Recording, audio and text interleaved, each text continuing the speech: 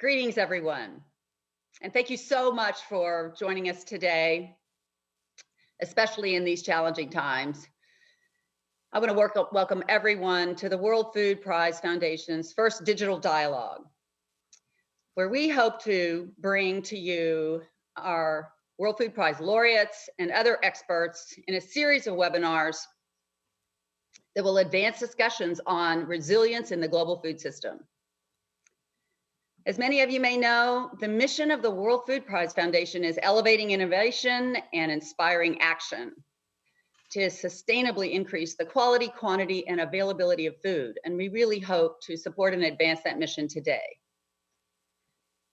We are pleased to welcome a distinguished group of panelists for our discussions, but we also have, I think, close to 600 individuals joining us from all over the world, including several of our other laureates. We have several hundred members of our academic and research community coming from Wageningen University, right here, Iowa State University, and really from all over the world. Various CG centers, SIP, CIMMIT, IFPRI also joining us, 90 representatives from the private sector. We're so honored that you're here with us. Coming in from the nonprofit sector, also over 100 representatives, 25 government agencies from around the world, including the US, USAID, USDA, Department of State. We have many multilateral agencies. We so appreciate your partnership, FAO, IFAD, World Bank joining us. And among the participation is over 80 young professionals coming to us in their early development as agricultural development specialists and global food security specialists. We have folks coming in from every continent, and we're really so thankful for everyone dialing in. As in the International Borlaug Dialogue, we welcome participants from all sectors and around the world. So thank you for joining us. My name is Barbara Stinson. I'm the new president of the World Food Prize Foundation. It's an honor to be here. I'm also welcoming three important guests.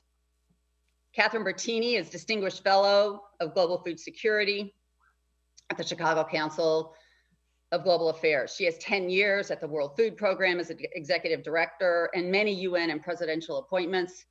And she's our 2003 laureate.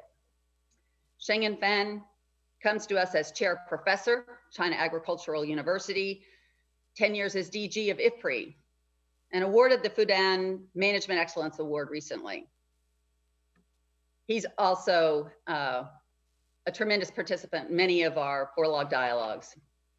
David Nabarro is Special Envoy to WHO, Director General for the COVID-19 pandemic. He's also co-director of Global Health Institute at Imperial College. And he serves as the strategic director of 4SD. David is one of our 2018 laureates. So today we're going to conduct an interactive discussion amongst our three experts. We invite you to submit questions. We'll take them at about 40 minutes in the hour, and maybe just a few of them we'll have time for. So please click on that button below and you can submit a question. And we'll track those throughout, and they'll help inform our future dialogues as well. So already global experts have been pointing us in the direction of addressing food systems, a systemic approach to addressing global food security through the UN Food Systems Summit that's planned for 2021 and many other fora. Now we see a dramatic shift to try to improve the resilience of the global food system. We see key vulnerabilities that existed before now magnified in the world of COVID-19. Today, we want to discuss some of the disruptions and choke points in the system that we knew about before, but now they're accentuated. We'll look at examples from China, the US, and globally. And we'll focus on solutions that are needed to strengthen these weak points now and in the future. So with those introductions, let me start with a general question. And David, perhaps you want to address this first. With so many international responses, really, what are those that best support the resilience needed in the global food system? What are the main system threats that you see in responding to COVID-19? And what are your initial thoughts? Oh, thanks very much indeed. Great to be here. Welcome. Hello to everybody. Can I just start by stressing that the COVID-19 pandemic is a new thing. This virus has been known to us for just over 4 months, and we're learning about it all the time. One thing is that it's a really dangerous virus, and it's advancing everywhere. And the only way to handle it is to interrupt transmission and to introduce physical distancing when the transmission is building up. And that has to be done by reducing people's opportunities to move. But of course, when you do that, and particularly when the interruption of movement involves some kind of curtailment of the economy, as is happening now for more than half the world's population, it has immediate impacts, particularly on food systems. First of all, it's leading to a great increase in levels of food and nutrition insecurity everywhere, in advanced economies as well as in poorer countries. And this is because people are not able to get the cash they need, and they're not able to get the food they require. Secondly, it's leading to real challenges for food producers, and that is leading to problems in the production of food, particularly by farmers. And these are weak points in the system, and they are having to be dealt with simultaneously in numerous countries. And it's a massive challenge for local authorities, national government, civil society, farmers' organizations, and indeed for the world. But unfortunately, the level of intergovernmental as well as within national coordination on dealing with these issues is still not up to the level that's required. The speed with which this challenge has emerged has taken everybody unawares, and there has been some tendency for governments to try to work separately and independently. This needs a global, coordinated response like none other. And within the international system, that's what we're encouraging everybody to do. You have to coordinate because the problems are so acute. And if we don't do so, the levels of distress and undermining of the resilience of food systems are going to be huge. That's my quick comments. Thank you. Thank you so much. Schengen. Yeah, so, well, thank you very much. Thank you for joining this event. I think that this is very important for everybody to work together. So let me thank you for doing this. So in my career for the last 35 years, I have never seen this, the great threat to our food security, nutrition security of everybody in the world. So yesterday, I just saw the IMF economic outlook. So we might see -3 economic growth for 2020, okay? So when economy is slowing down by 1%, more than 14 million people will suffer from hunger and malnutrition. So we expect probably 80 million to 100 million people will suffer from malnutrition and hunger, in addition to 820 million who are already suffering hunger and malnutrition. Some report from United Nations, University or UN wider, they even think the poor and hungry people will double in 2020. So that's why I said I have never seen this in my career. So we must work together. So firstly, make sure that everybody in the world has access to food, whether through their own production, through market, through social protection, particularly through social protection. The rural migrants, disabled people, women and children really need help. Then production side, David already mentioned, we must make sure that the whole sort of, well, the spring planting season in many parts of the world has to be prepared. Otherwise, the whole year 2020, the food and nutrition security will be compromised. Obviously, the whole value chain have to work, have to follow, let's say, the flow. So make sure that the trade, market all work let's say slowly and efficiently and effectively. Over.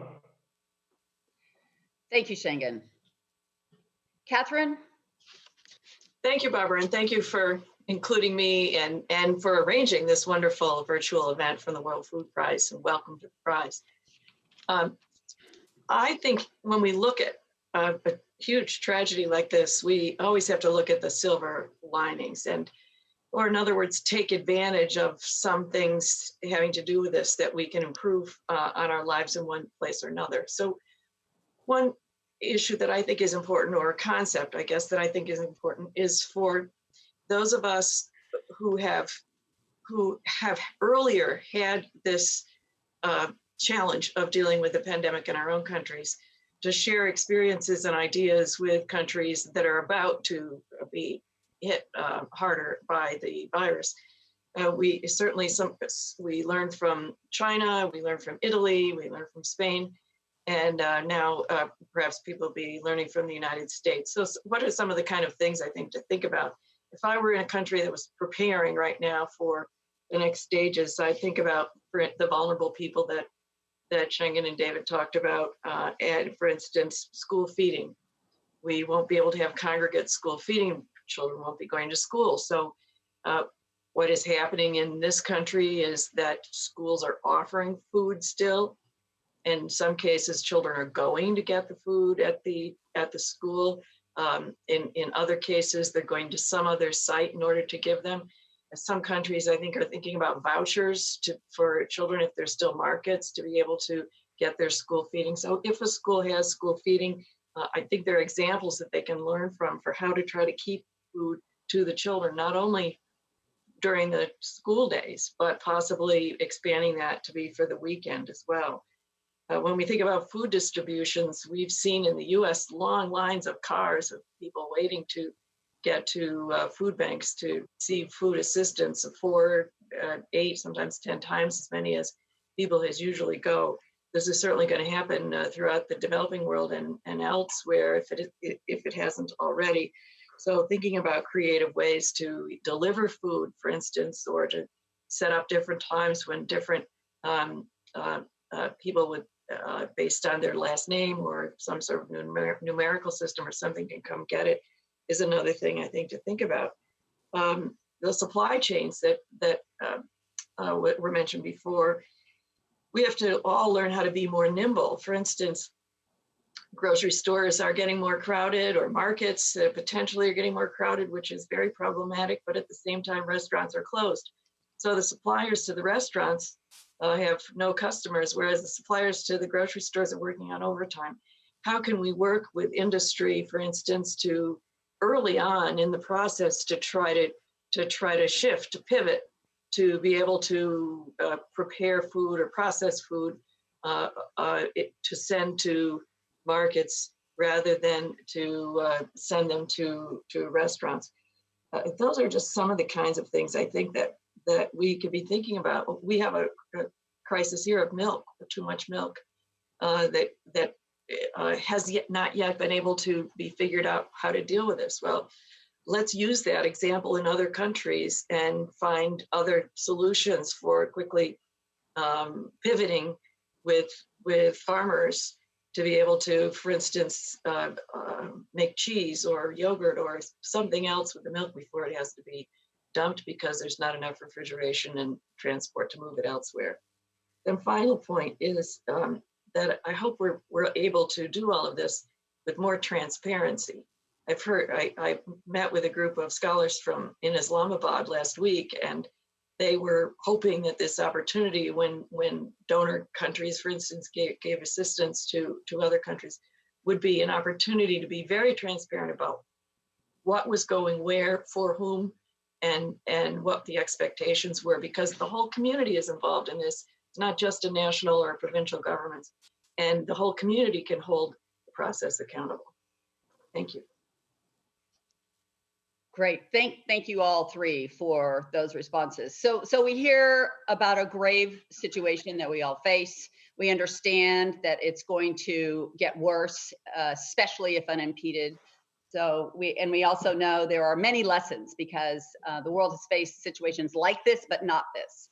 So how do we globally respond? How do we pivot? How do we quickly learn those lessons and make some of those changes? That's one of the things that I think everyone is grappling with, and I hear from you all today. Catherine, I'd like to turn to you with a question, and maybe you can reflect a little bit for us. In your career, you've championed reforms to improve government responsiveness and efficacy to food and nutrition assistance around the world, trying to guarantee those critical services are accessible and appropriate to the needs of especially women, infants, and children. So what do you see now that we could do? What are the opportunities for that immediate action to pivot, if you will, and really head off what could be even more catastrophic? Thanks, Barbara. Well, first of all, I think we have to remember the first 1,000 days of a child's life as the most important time for getting adequate nutrition. So if the rest of us are going to be short of some kind of food or any food for a while, we will suffer, but not like they will, not like a 1-year-old will, because if she doesn't have that food, then she can never make up the difference. She'll be stunted for life, both intellectually and physically. A high priority has to be on that population. I understand from the World Food Program that there's already a shortage of this special supplemental feeding for this population. So one thing very high on the list should be for a manufacturer to identify more manufacturers of this kind of food, and also for every government and NGO and agency that has access to be able to distribute to children to be able to get that kind of food. But this is, of course, in addition to regular feeding. But then the systems obviously have to be developed to be able to give that food to the mothers in a safe manner. So absolutely number one, I believe, so that we don't compound this problem in the future even more, is to highlight that population of pregnant women through children age 2 at the very minimum. When we think about women and their issues, we can see in the countries that have so far been hard hit by the virus that when schools are closed, everybody's home, and most work is closed and everybody's home. So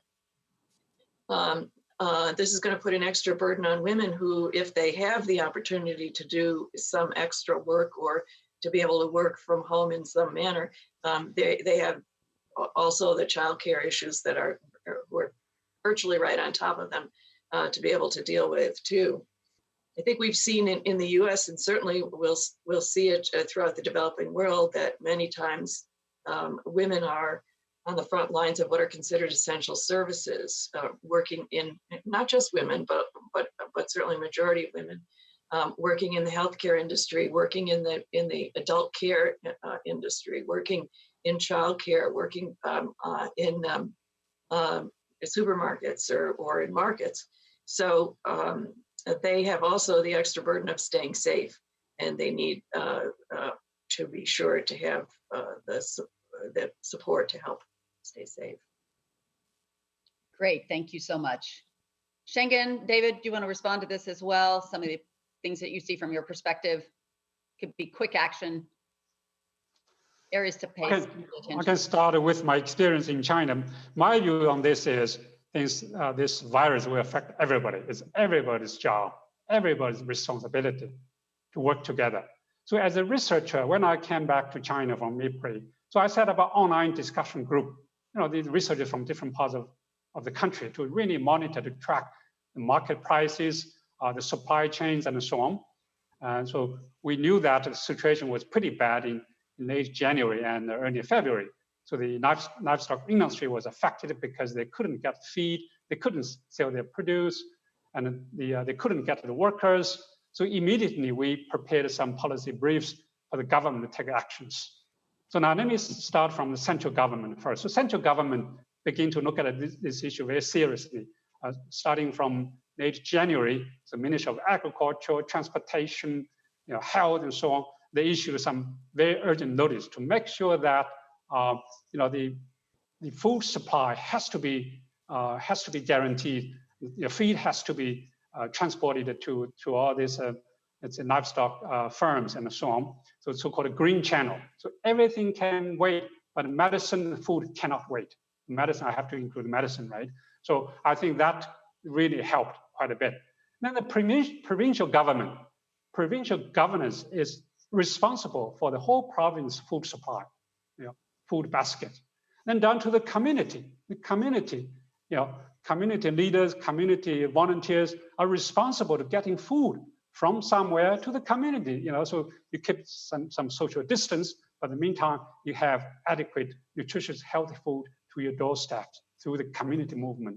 And then finally, the private sector. As you know, the private sector plays a huge role this time through the internet platforms to bring foods to individual households, so keep a social distance and so on. So my view is it's everybody's responsibility. We all have to work together. Thank you so much. David, any thoughts?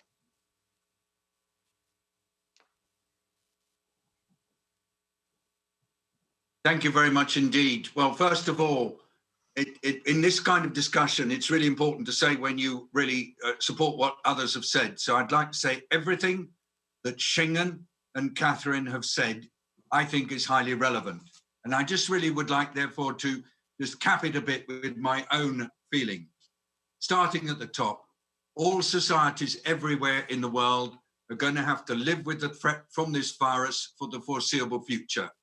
In a discussion today among health leaders, I heard people talking in terms of 24 to 36 months. And these were words from leaders of the health sector in the United States. So let's get our priorities right, what we've got to do inside this. We must prioritize the people who are what I call food poor, the people who are in the informal sector, people who are on daily wages, and of course, women and children and disabled people and anybody else who is normally at risk, but at this time, particularly at risk.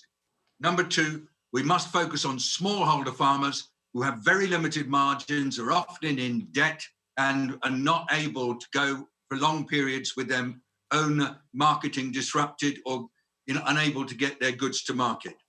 And then within that, the big thing that I've learned is the importance of acting locally.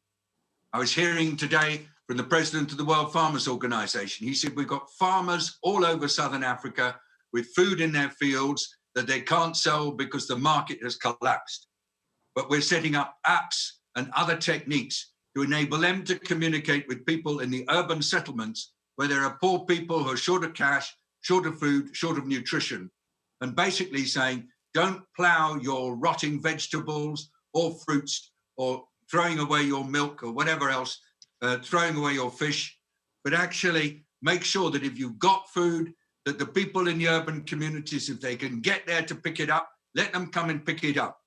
Keep short-circuit the loops. And remember, it's the urban poor who are much, much worse off than the rural poor. I was hearing today that from South Africa, there are many communities that are getting really angry.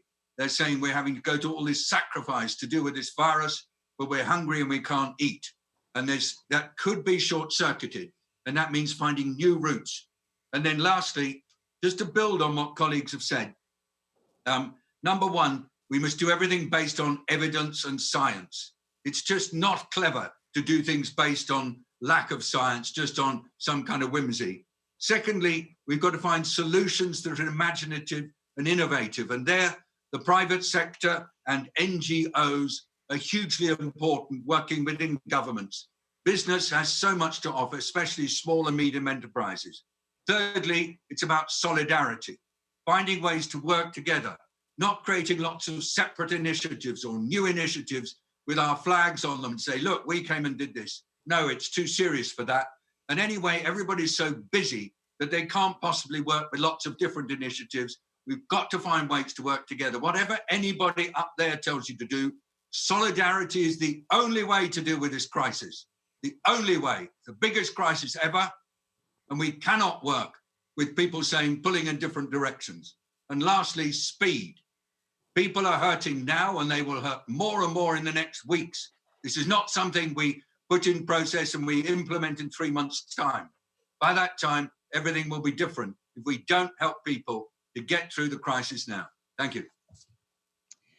Well, thanks all three of you for such articulation of urgent action needed and in really crucial areas. The need for the cooperation is key. And I heard in all three of you private sector. So let's return to that before we conclude today, more on what really could private sector be mobilized to do most readily. Some great examples from you, Catherine. Shengen, I want to turn to you now with a focused question. So you had the unbelievable fortune, I don't know how to depict it exactly, but you landed back in China after many, many years in the US in early January, I believe. What a condition to arrive in. And it sounds like you've been working so hard. China's been dealing with the COVID-19 crisis for 4 months now. Many of us, many other countries have been dealing with it for weeks or months. What is it that you see, in addition to some of the things you already articulated, that we could do in the food system to address key challenges, responses that the rest of the world should really take up and learn from what China's been able to accomplish? Thank you, Barbara. I think let's start from the global level. I think the global trade must work. So any export bans should not be allowed, should be prohibited. So we have seen several countries who try to ban the rice export, wheat export. This is very bad. So let's all work together, global level, United Nations, the World Bank, IMF, major countries, G20, make sure that nobody's going to ban the export. So that's number one. Number two, strategic reserves. This has not been mentioned for some time.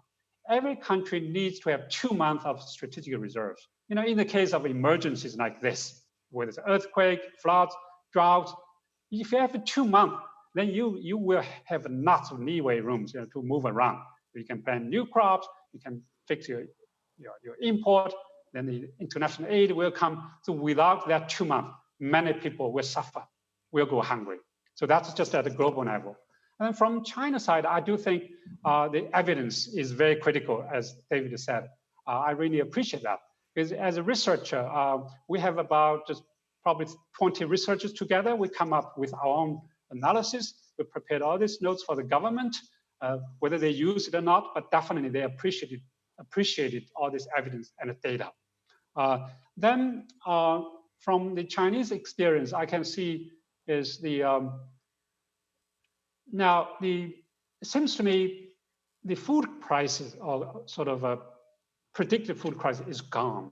The food supply in 2019 production was very high. You know, they had a record grain production. Then fruits, vegetables suffered a little bit, but as you know, fruits and vegetables can come, particularly vegetables can come up very quickly. And livestock, yes, has been resumed. So if you can, let's say, sustain for 1 or 2 months, make sure that they do everything right, then you will begin to move forward. Now, how can we really build a long-term, let's say, resilient food system is in everybody's mind. I do think we need to rethink very hard what kind of resilient food system we will have in the future to make sure that food system is resilient against shocks like this.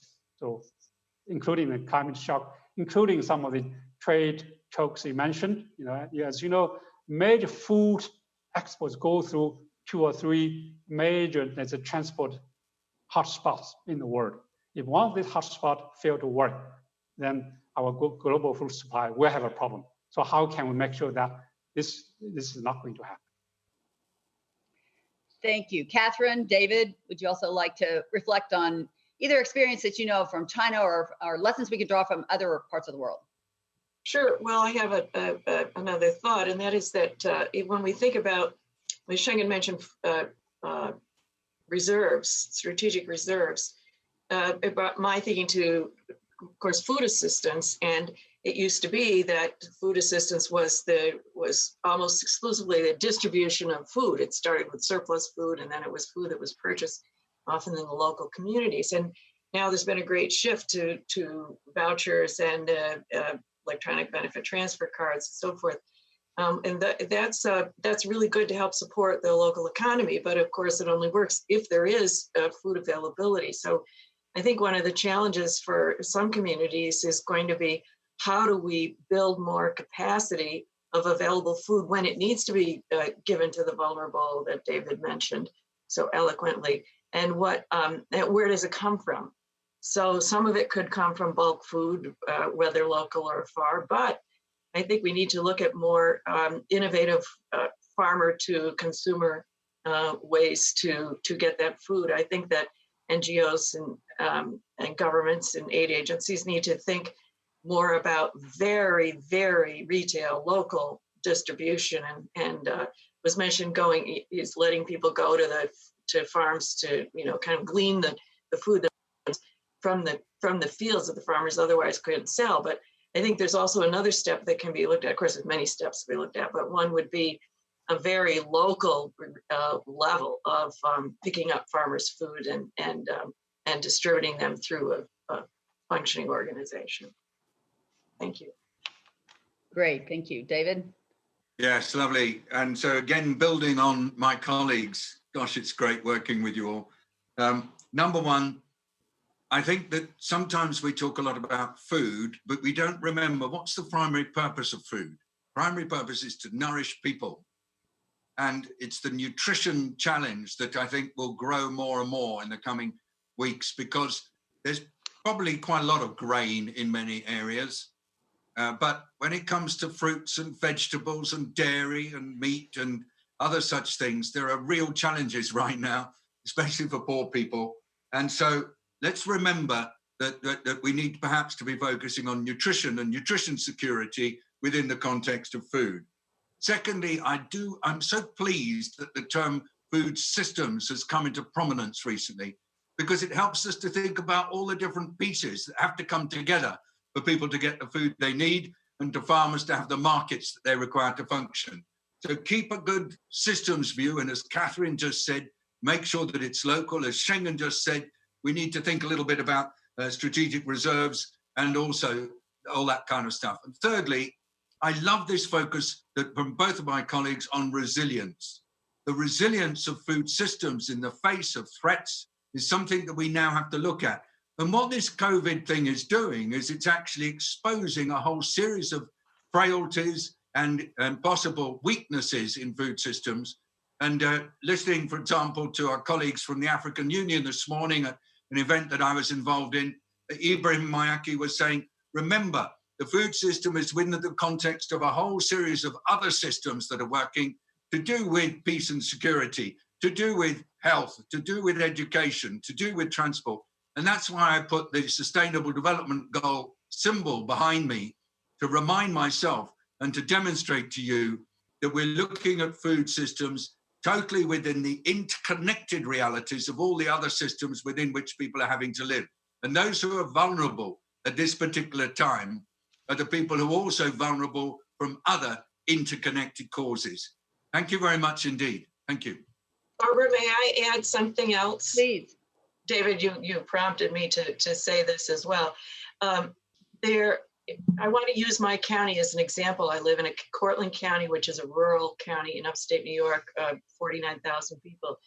And one of the things that I've seen is that we're much more using, and certainly this is a tool that most people in the world have, although connectivity is sometimes an issue, is the internet and how we can share information to everyone about what's going on. So what I've been impressed with in Cortland County, for instance, is that there's a website, 211 Cortland County, I think is the name of it. And anybody can look on there and find out exactly where there's food distribution all around the county, where the schools children can go to pick up food assistance, where people who they should call if they have a health issue.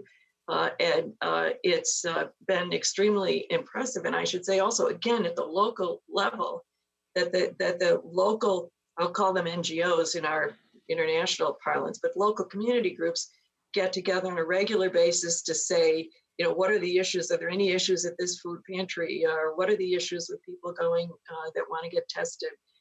All different kinds of things that the community leadership is working on in a very impressive manner. And I think that kind of leadership can happen in every community around the world. And as Schengen said, this is everybody's responsibility. And as David said, it's very much community-based. So how well this is ultimately working, obviously we still have many people who are very hungry, but there's some real effort toward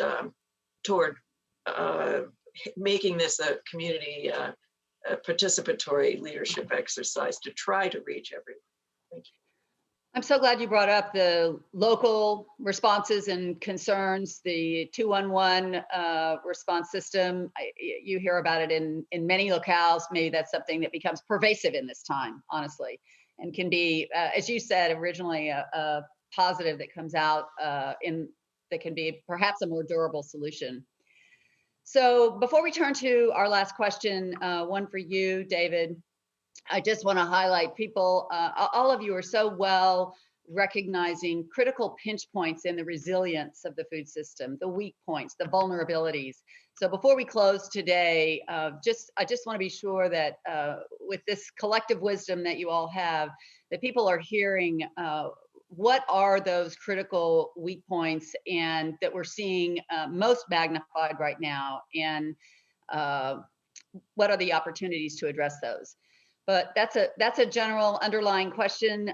We'll take another question to you, David, and then turn to our audience questions that have been, I think, coming through the live feed system.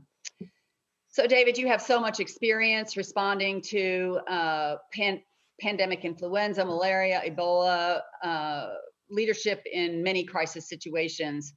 And you've spoken so well already in many fora about the crucial cooperation, intergovernmental cooperation, international cooperation, national, local cooperation that's needed to address this issue. And of course, spoke about it today.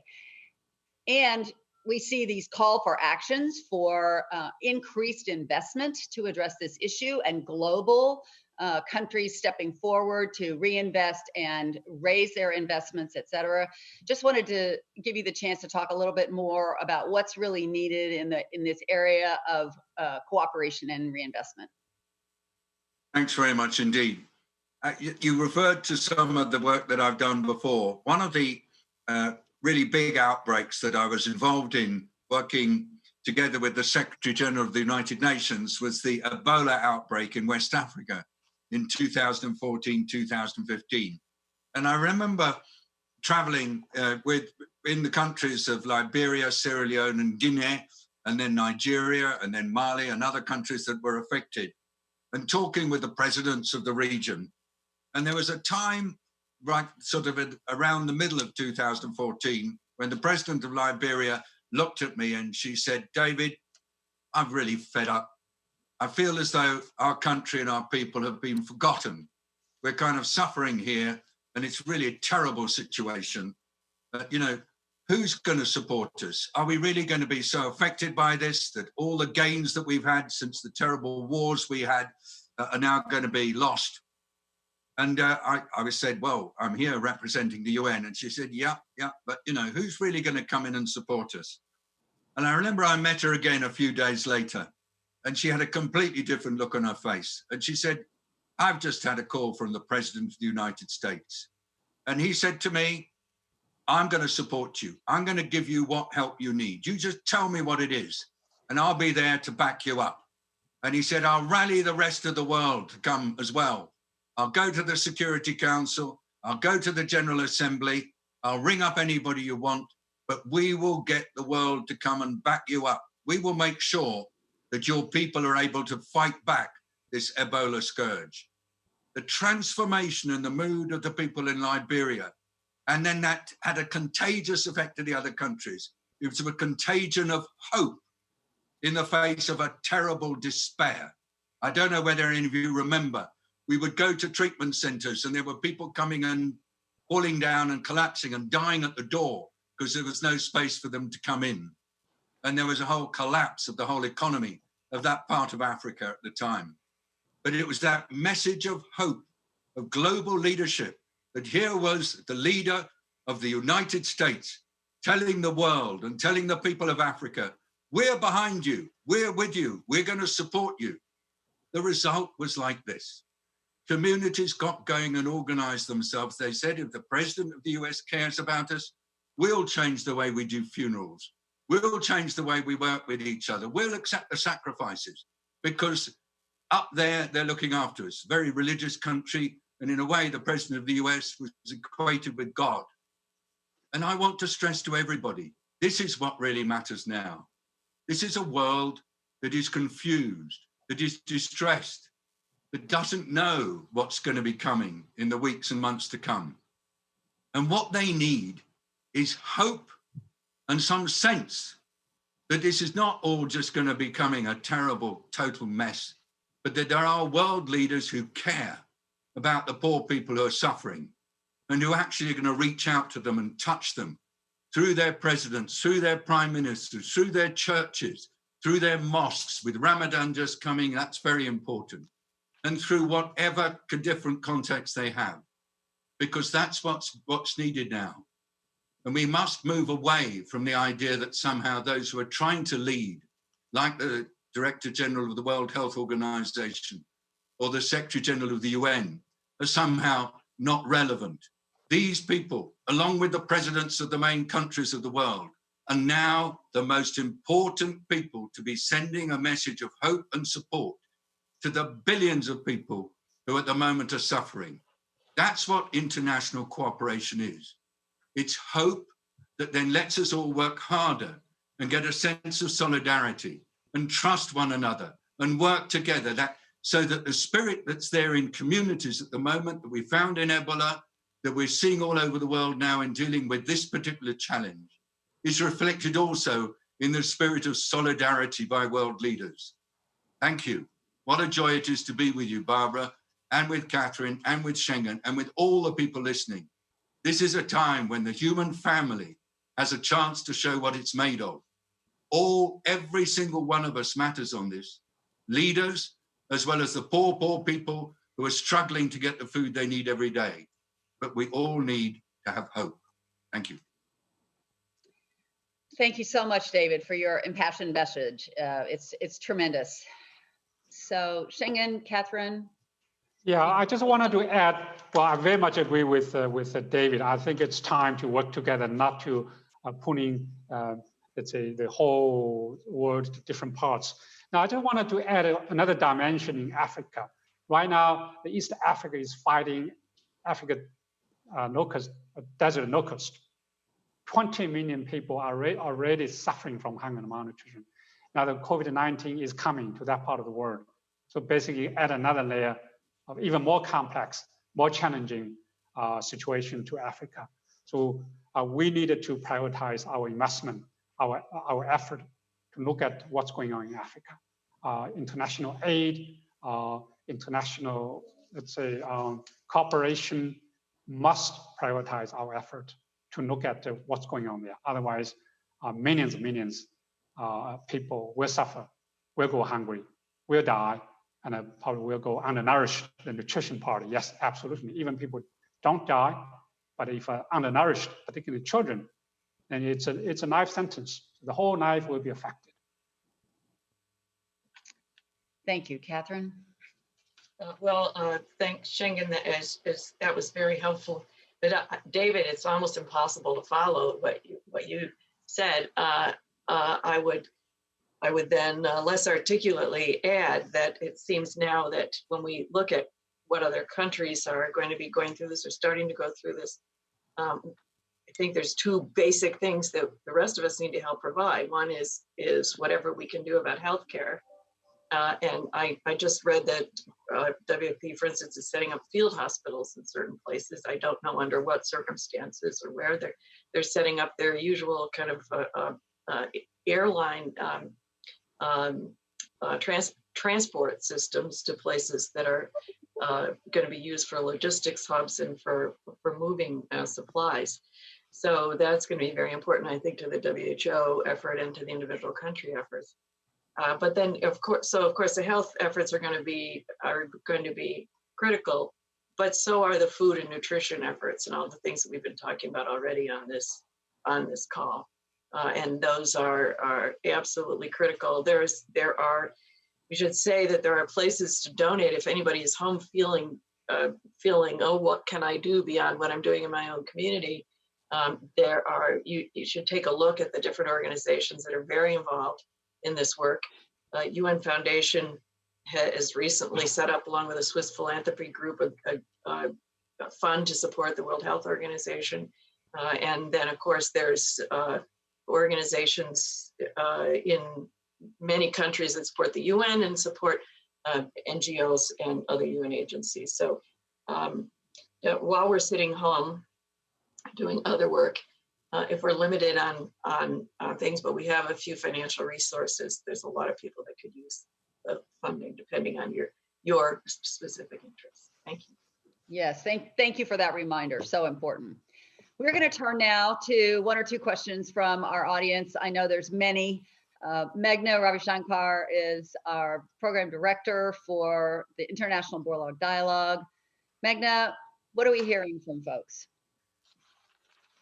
Yeah, thanks, Barbara. So I think based on all of our speakers' amazing comments and inspirational messages, a question that has come up, which I think will be a hopeful way to cap this conversation, is what is your vision aspirationally for the new normal in our food system once COVID-19 has been brought under control?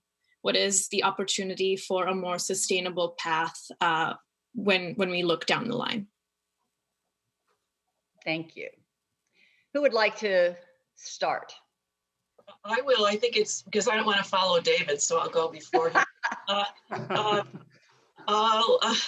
I think that one thing that we're seeing is more connection between farmers and consumers and less steps in between. Now, some steps are critically important, of course, but I think if we have more understanding from consumers about what farmers can produce, how and when, and more understanding of farmers about what their markets could be, that might be one of the good new normals that comes out of this. Thank you. New normals. Schengen, David? Yeah, well, David always has an last word, or the most important word. Now, from my point of view, the trade will continue to work. We cannot use this virus as a way to stop trade or for trade protection. Obviously, we have to look at the trade pattern. How can we make sure that trade will be more inclusive, more resilient, obviously together with a strategic reserve. Now, we also wanted to find a balanced boundary with our nature, between food and nature. So if we don't deal with our nature carefully, so a lot of diseases will jump to the human being, either through wet markets or through the whole supply chain. So how can we make sure that we do have proper regulation? We also implement these regulations. So this has to be looked at more carefully, maybe one more time, to design certain protocol. As you know, in the last several years, we have some sort of arguments that, there are lots of alternative proteins in terms of wild, let's say insects, wildlife, and so on. Well, let's rethink about it. I think we do need to make sure that some Africans need access to the bush meat, access to wild foods. We must have proper regulation protocol to check, monitor the safety of these foods. Barbara, so this must be part of the food system.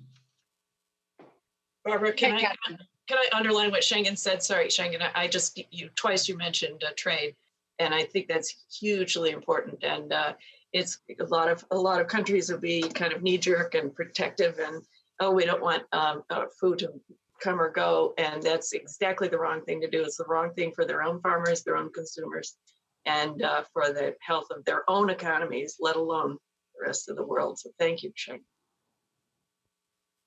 David?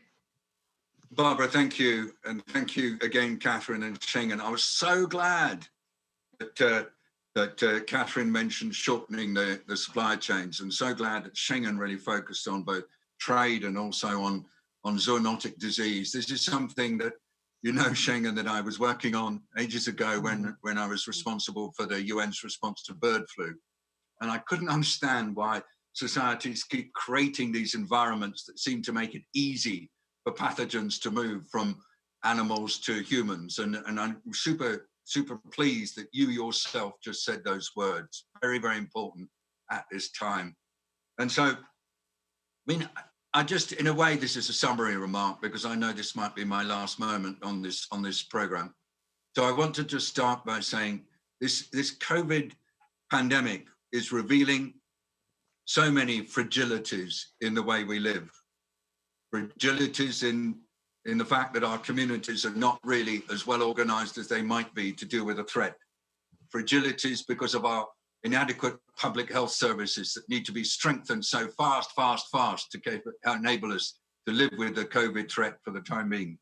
And then fragilities, of course, in relation to our food systems and so on. And so I think that for me, let's just all try to remember that the primary purpose of a food system is to enable people to be well nourished, starting, as Catherine said, with the child before she or he is born, and then through those first critical 1,000 days, and then on towards adulthood. We now know so well that the future capacity of a person depends on the nutrition in early life. And if food systems are not geared towards good nutrition, we are not serving society. All of us who are involved in food have got to get that right at the center of our thinking. And of course, it's poorer people, we always know, who find it hardest to get access to nutritious food. That's just the reality. It's the reality in the United States, and it's the reality everywhere in the world. Secondly, I think we've learned so hard that food systems depend on farmers, whether they are farming the land or farming the sea or farming fresh water. They are the heart of food systems. They're the soul of food systems. And there are 500 million smallholder farmers in this world who are really the center of food production for most people. And they have very precarious lives and very delicate and difficult lifestyles.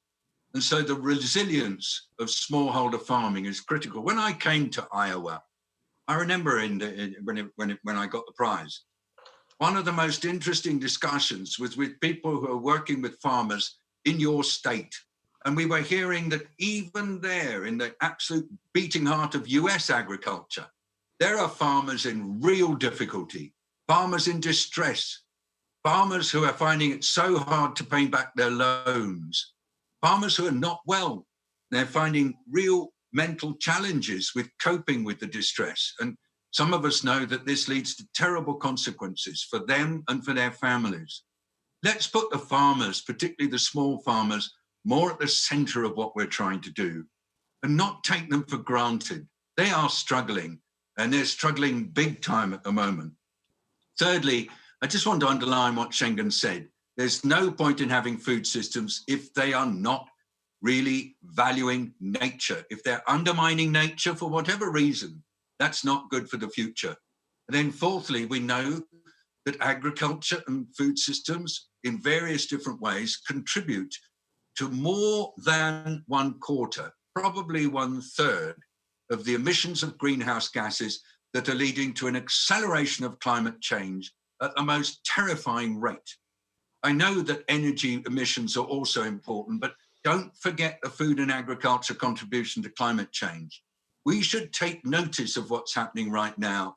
And as food systems are transformed, find ways to reduce the extent to which they are contributing to this massive acceleration of global warming that's going to be much worse for the world than COVID.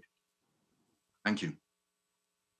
Thank you so much for those comments, David. And I have to say, with our plan to try to address the resilience of global food systems, I think you've set out our agenda for our International Boerlog Dialogue to some degree, if we're able to proceed in person, whether we are or not. And to highlight your point about the farmers, I mean, from all of you, this is so crucial. And one of the things I first learned when I began my position here at the World Food Prize was some of Norman Borlaug's last words, which were "take it to the farmer." So we take that to heart, absolutely, and live with that really here every day. Thank you for your story about Iowa. Sustainability will be at the heart of discussions of a resilient food system. There's no doubt. And looking at the impacts of agriculture on climate change is crucial. We'll also want to focus on the contributions that agriculture can make to mitigating climate change. So these are all crucial factors in the resilient food system. So one last question, if we have just a short one, Meghna, and then we'll close on time. Sure. The next question I think I can bring up, we've had so many good ones come in, so I'm sure we could talk for hours, but I think the next question that people are wondering about is what are the medium and long-term implications on the food system of a pandemic like COVID-19? Yeah, so maybe looking out at the longer term. We talked about a lot of immediate actions. Anybody will have a quick response? This is Kevin. A lot of it, of course, we don't know what the longer term implications are, and what we're going to see, I think, in the medium term, a lot of pivoting to providing the food that people can actually sell and distribute, no matter where we are. So there's going to be that first pivot for a while, but then as countries, I think, gradually open up, there'll be shifts. In some cases, back to what it was like before, but hopefully in other cases to more policies and more production that's related to the kinds of foods we've gotten used to that we never had before. Thank you. Mm-hmm. Yeah, from my point of view, I do think we need to sit down, or as a researcher, to really analyze what sort of food system we would like to have, in terms of nutrition, in terms of inclusiveness, women, children, farmers, poor producers, and so on. Then in terms of climate resilience, in terms of the security, to make sure that the people have access to food all the time, all the year, or anywhere. So that leads to, let's reset some of the thinking we had before. So I don't have an answer right now. As a researcher, as you know, that's a good research question. In fact, the research community already begin to think through the CGIAR, the EPRI, said, hey, yes, we have been pushing the food system for the last 5 to 10 years. I think David was a leader over there. Catherine obviously is a champion on nutrition and agenda. But now we need to sit down again, particularly this pandemic, COVID-19. What does that mean for our future food system? So maybe, in the next 4 or 5 years, next 4 or 5 months, we will have an answer to really tell you, hey, that's what a food system we really like to have. I would just add, Barbara, because I have to run and I know you do. Actually, the most important thing is to make sure that women are at the center of the redesign. I think they might make a better job of it, quite honestly. They're right at the center of everything now on COVID, and they should be center of everything on the future food systems. And thank you for your leadership. Thank you. Thank you. Well, I can't thank all of you enough. I know the audience must be so appreciative and inspired. This is the first in a series of digital dialogues that we hope to conduct. We're going to use the discussions here today to build to the next in the series. We imagine that around mid-May, we'll conduct another gathering of experts and laureates to talk about the food system, to talk about the components of it. What are the compelling components of good governance? How do you analyze and provide the scientific and technical underpinnings needed to address the global food system more effectively in the future and design the vision that you all started to talk about? So let me just say that we are so hopeful that this entire world moves into a full recovery and we're able to mobilize. Thank you, David. we're able to mobilize going forward and be in person more. We're planning for an in-person meeting in October, and we will, of course, abide by all of the restrictions and recommendations. So if we need to go virtual, we're ready to do it. So I just want to thank you all for participating today. And as always, be thankful for your own food security and continue your work together to increase food security for the rest of the world. Thank you.